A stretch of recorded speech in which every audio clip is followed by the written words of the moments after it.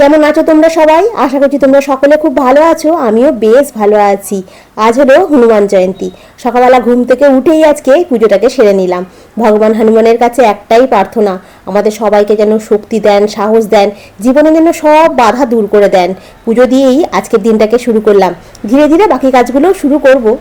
सागर जय कपीस लोक उजागर रामदूत अतुलित बल धामा अंजनी पुत्र पवन सुत नामा महावीर विक्रम बजरंगी कुमति निवार सुमति के संग।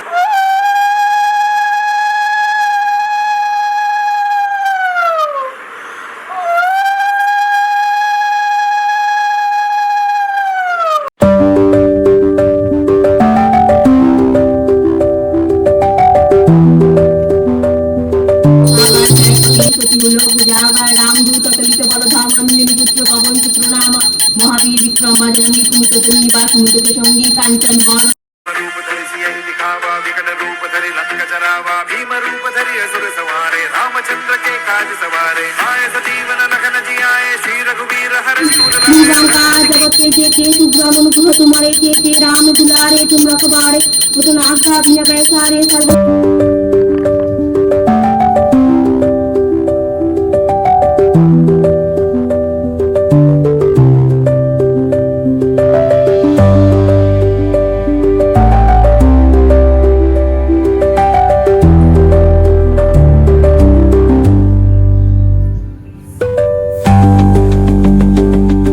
এখন একটু চা করে নিচ্ছি, চা করে নিয়ে তারপর একটু চাটা ভুজে খাই, তারপরে আজকে রান্না করব। আজকে ভাবছি কি রান্না করব, ডালিয়া করব নাকি পরোটা আর পনিরের তরকারি করব, এটাই বুঝতে পারছি না। এটাই যাই তনুকে একবার গিয়ে জিজ্ঞাসা করি যে কি করবো রে, ডালিয়া, আলু ভাজা, বেগুন ভাজা আর চাটনি, পাঁপড় ভাজা এরম করে দেবো নাকি পরোটা করবো। তনুকে জিজ্ঞাসা করছি কি রে, কি অপশান দেবো, পরোটা নাকি ডালিয়া, কোনটা? তনুর তো অপশান হলো পরোটা আর পনিরের তরকারি। ও খুব আনন্দ তনু। চলো একটু চাটা খাই। কি গো, সাদা সাদা তরকারি হবে, হলুদ দেবো না, তাই তো? কালকে যখন ঠাকুরের বাজার করতে গেছিলাম তখন একটু সাথে করে পনিরও নিয়ে এসেছিলাম, কারণ নিরামিষের দিনকে কি করব। আর পনিরের তরকারি হলে না তনু খুব ভালো খেয়ে নেয়, মানে খুব একটা ঝামেলা হয় না, জানো তো।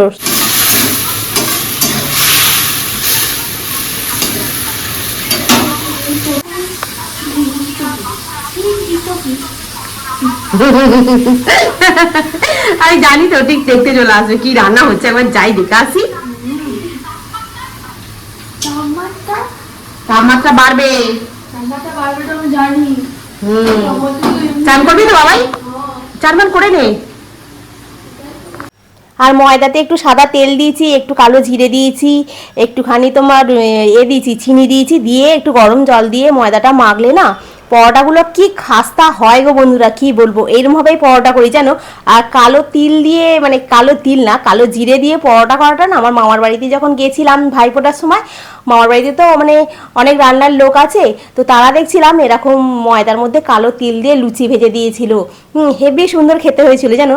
ওইখান থেকে আমি শিখে গেছি, মানে অনেক রান্না না অনেক জায়গায় যখন যাই খেতে তখন সেখানে আমি দেখি রান্নায় কী কী দিচ্ছে, আর দেখে বেশ ভালো লাগলে খেতে ওইরকমভাবে আমিও চেষ্টা করি যেন করার। আমার খুব ভালো লাগে বেশ সুন্দর করে রান্না করে গুছিয়ে সবাইকে খেতে দিতে, আর সবাই বেশ বলবে খেয়ে খুব ভালো হয়েছে, আমার মনটা খুব খুশি হয়ে যায়।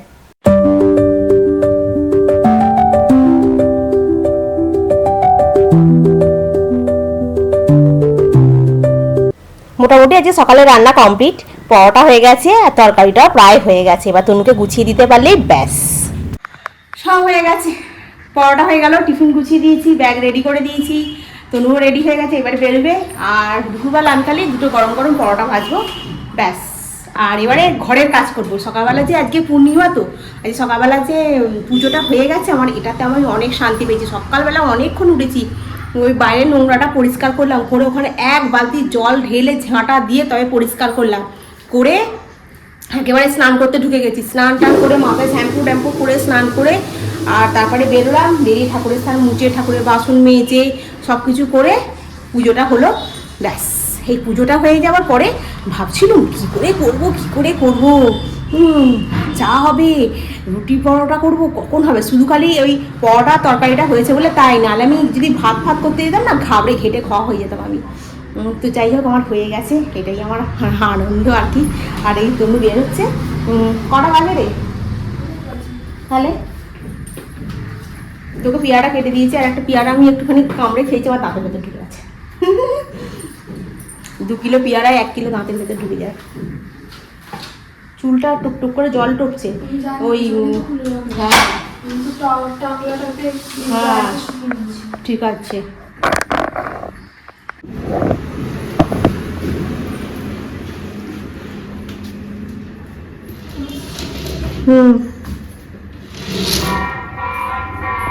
ওটা আওয়াজ হবে, আমি ওই আওয়াজ করার জন্য রেখে দিয়েছি।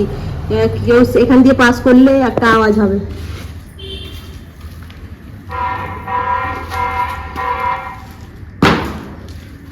আমাকে ফোনটা হাতে দে। তুই আবার কি করছিস? এই জুতোটা, একটা জুতোয় পা দিয়ে আবার একটা জুতো, আমি ওটা সকালবেলা জল দিয়ে ধুয়েছি রে। জানি তোর জুতোটা একটা সাইড কর পা দিয়ে। হ্যাঁ ব্যাস ছেড়ে দে। জুতো ফোনটা দে, ফোনটা দে আমাকে হাতে দে। তোকে দূর এসে গেছি আমি, আর ওইখানটায় পা দেবো না। ওখানটাতে দেখ একটুখানি মতো হয়ে গেছে পালের মতো। এইটা না পা দিচ্ছি না, ওটা উপর থেকে গেছে নোংরা, এই যে ফেলতে ফেলতে গেছে।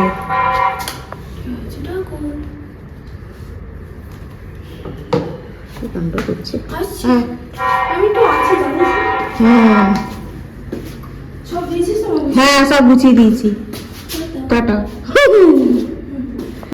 পতাকাটা কি সুন্দর উঠছে, সকালবেলা নতুন পতাকাটা লাগিয়ে দিলাম। সেই লাগছে না দেখতে?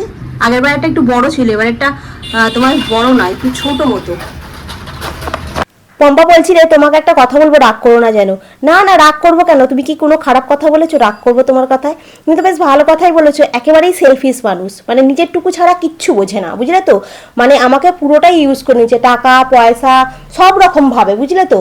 মানে আমার জীবনটাকে একদম নরকের থেকেও নরক করে তুলেছিল। ভাগ্যিস বেরিয়ে এসেছি, নাহলে আমার এইটুকু যে শান্তির জীবন আমি পেতাম না গো কোনোদিন। আর এখন বর্তমানে যিনি আছেন না, তিনি এখন কিছু বুঝতে পারছেন না, বুঝে যাবেন 2 দিন পরে, ঠিক বুঝে যাবেন। কারণ ওই মানুষটা কোনোদিন ভালো হতেই পারে না। যার বাবা মা তার কাছে খারাপ, তার দিদি তার কাছে খারাপ, তার বোন তার কাছে খারাপ, তার মেয়ে তার কাছে খারাপ, আমিও তার কাছে খারাপ, খালি একটা মানুষ এসে কোনোদিন পাল্টে দিতে পারে? কোনো দিন পারবে না।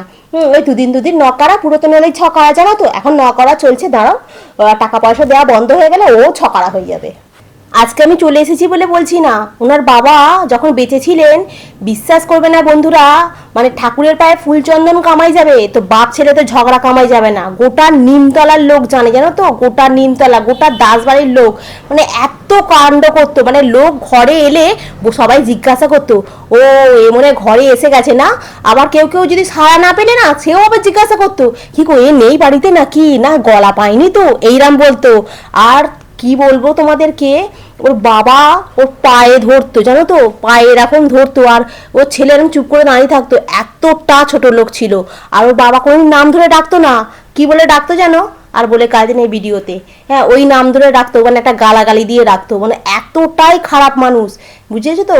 আমি মানে বেরিয়ে এসেছি না অনেকে, মানে আগে বেরিয়ে আসলে হয়তো হতো, কিন্তু কি বলতো, সাপোর্টটা সেইভাবে পাইনি, আর অতটা আমার মানে সাহস বল কিছু করতে পারিনি। তখন তনুটা অনেকটা ছোট ছিল, কি করব, কোথায় যাব, অনেকটা নিয়ে না ভাবনা চিন্তা করে মানে বেরোতে পারিনি। কিন্তু একটা সময় হয় না, মানুষের ঠকতে ঠকতে দাঁড়াতে দাঁড়াতে দেয়ালে পিঠটা ঠেকে গেলে তখন আর তো দেয়ালটা ভেঙে তার বেরোতে পারবে না, তখন মানুষ বেরিয়ে আসতে বাধ্য হয়। ওই সেই জন্য বাধ্য হয়ে বেরিয়ে আসতে হয়েছে। আর এতদিনে যদি আমি না বেরোতাম, তাহলে এতদিনে আমার ফটোতে মালা উঠে যেত, বুঝলে তো?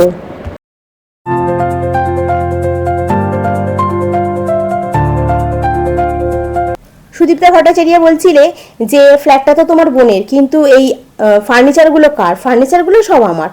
এখানে ফার্নিচারের মধ্যে ফ্রিজটা আর তোমার গ্যাসটা আমার বোনের, এই দুটো আমাকে ও কিনে দিয়েছিল। বাকি যে ফার্নিচারগুলো দেখছো সবই আমার। আর নিমতলা থেকে ওই তোমার খাট, আলমারি আর ড্রেসিং টেবিল, এই 3টে জিনিস নিয়ে এসেছিলাম। এই 3টে জিনিস আমার বাবা আমাকে বিয়ের সময় দিয়েছিল।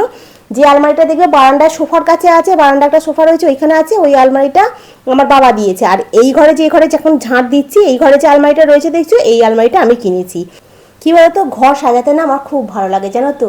অল্প অল্প করে পয়সা জমিয়ে জমিয়ে কীভাবে সংসারটাকে সাজাতে হয়, সেটা আমার না বরাবরই খুব ভালো লাগতো। ওখানেও আমি অনেক জিনিস কিনেছি গো, যেগুলো আমি আর নিয়ে আসতে পারিনি। যেমন দেয়াল আলমারি আছে, সাবমার্সেল কল আছে, তারপর তোমার রান্নাঘরে একটা বড় বেসিন আমার মা দিয়েছিল, সেটাকে আমি লাগিয়েছিলাম। আরও শাওয়ার টাওয়ার হেনা তেনা বাসন টাসন, কি বলবো, কি ফেলে রেখে দিয়ে আসিনি বলে তো, সব কিছুই ফেলে রেখে দিয়ে চলে এসেছি। একটা গোটা সংসার সেটা কি তুলে নিয়ে আসা যায় বলো তো? সেটা কি সম্ভব? সেটা সম্ভব নয়। কিছু না কিছু তোমাকে ফেলে দিয়ে আসতেই হবে, আর যেটা এখন ওরাই ভোগ করছে। চলো গরম গরম দুখানা পরোটা ভেজে নিলাম, আর এখন পরোটা আর সকালবেলা পনিরের তরকারি আছে, ওই দিয়ে খেয়ে নিই। আর ওই সকালবেলা ওই নাইটিটা পরে তো কিছু কাজ ছিল, সেগুলো করলাম। করার পর তোমার গোপালকে খেতে দিলাম। গোপালকে খেতে দেওয়ার জন্য আমাকে আবার নাইটিটা ছাড়তে হলো, কারণ ঝাঁট দিলাম, মুছলাম, সব পরিষ্কার করলাম, বিছনা আবার ওই নাইটিটা পরে গোপালকে খেতে দেবো। নাইটিটা ছাড়লাম, আর ওই জন্য ছেড়েছি বলে, এইটাই পরেছি বলে ওটা আর পরা হয়নি, এটাই পরে রয়ে গেলাম। তো চলো বন্ধুরা এখন খাই। দেখতে দেখতে 2:30 বেজে গেল। আজকে না বাইরেটা কি রোদ্দুর, বাপরে, জলটা একদম ট্যাঙ্কের মানে ফুটন্ত গরমের মতো হয়ে গেছে, কি গরম। আর কটা দিন পরে দেখবে 10টার মধ্যে যদি না চান করে নিতে পারি, মানে কি বলবো, আর মানে শাওয়ারের জলেই বলো মানে চান করতে পারবো না, মানে এত পরিমাণে গরমটা পড়ছে। পাখাটা চালালে তো আবার সাউন্ড আসবে, ওই জন্য তনুকে একটা 4টে লাড্ডু নিয়েছিলাম, ছোট্ট ছোট্ট লাড্ডু। এই সাইডের দোকানটাতে 10 টাকা 12 টাকার এরকম বড় বড় লাড্ডু, কিন্তু কালকে ওর দোকানে মানে যখন গেছি 6:30টার সময় করে, তখন সব শেষ। আর ওই দোকানটাতে গেলাম যে বড় লাড্ডু নেই, বলছে না, ছোট্ট ছোট 6 টাকা পিসের লাড্ডু 4টে নিয়েছি, বেশি নিয়ে আসিনি। মিষ্টি নিয়ে আসলে বড্ড খেয়ে নিই তো। তনু সকালবেলা আধখানা মতো খেলো, আমি ওই আধখানাটা খেলাম, আমি আবার একটা খেলাম, তনুকে একটা অফিসে পাঠিয়ে দিয়েছি। মানে 4টে লাড্ডুর মধ্যে আমি মানে 2:30টার মতো আমি খেয়ে নিয়েছি। দৌড়, আর কত মিষ্টি খাবো। তো চলো বন্ধুরা এখন খাই, ঠিক আছে? আর এই দেখতে দেখতে সন্ধ্যা হয়ে গেল। এখন সন্ধ্যাবেলা একটুখানি তোমার যেহেতু আজকে বৃহস্পতিবার, তাছাড়া আজকে তোমার বজরংবলীর পুজো হয়েছে, ওই জন্য একটু ধুনো আর একটু কর্পূর জ্বালিয়ে ঘর দালান চারিদিকে একটুখানি ঘুরিয়ে নিই। কারণ আমি না একটুখানি বিশ্বাস করি, জানো তো, যাতে সংসারে মঙ্গল হয়, ভালো হয়, এই জন্য এই টোটকাগুলো একটু একটু করি, জানো তো।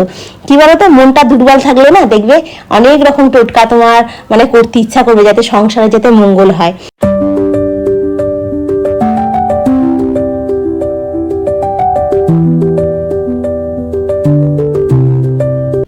সুস্মিতা চক্রবর্তী কমেন্ট করেছিলে, তোমার কমেন্টটা পড়লাম, খুব ভালো লাগলো, জানো তো। আমি চেষ্টা করব একটা হোম এক্সারসাইজের ব্লগ বানাতে, জানো তো।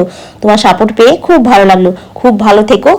আর এই সন্ধ্যে দেওয়া হয়ে গেল। আজকে রাতের বেলা না ডিনারে হবে তোমার ডালিয়ার খিচুড়ি, পাঁপড় ভাজা, আলু ভাজা, জানো তো। তার সাথে একটু চাটনিও করতে হয়েছে আবার, কারণ কি তনু বলছে চাটনি না হলে ডালিয়ার খিচুড়ি ভালো লাগবে না। আমি ঠিক আছে, সকালবেলা পরোটা খাওয়া হয়েছে তো এখন আর পরোটা খেতে ইচ্ছা করলো না, সেই জন্য রাতে আজকে একটুখানি ডালিয়াই করলাম। এই ছিল আজকের মতো আমার দিনটা। ছোট ছোট কাজ, পুজো, নিজের মতো করে সময় কাটানো। তোমাদের সবার ভালোবাসা আর সাপোর্ট না থাকলে এগুলো হয়তো শেয়ার করার ইচ্ছাই থাকতো না, জানো তো। আজকের মতো এখানেই ব্লগটাকে শেষ করছি। তোমরা সবাই ভালো থেকো, সুস্থ থেকো। আবার কালকে একটা নতুন ব্লগে তোমাদের সঙ্গে দেখা হবে। Good night.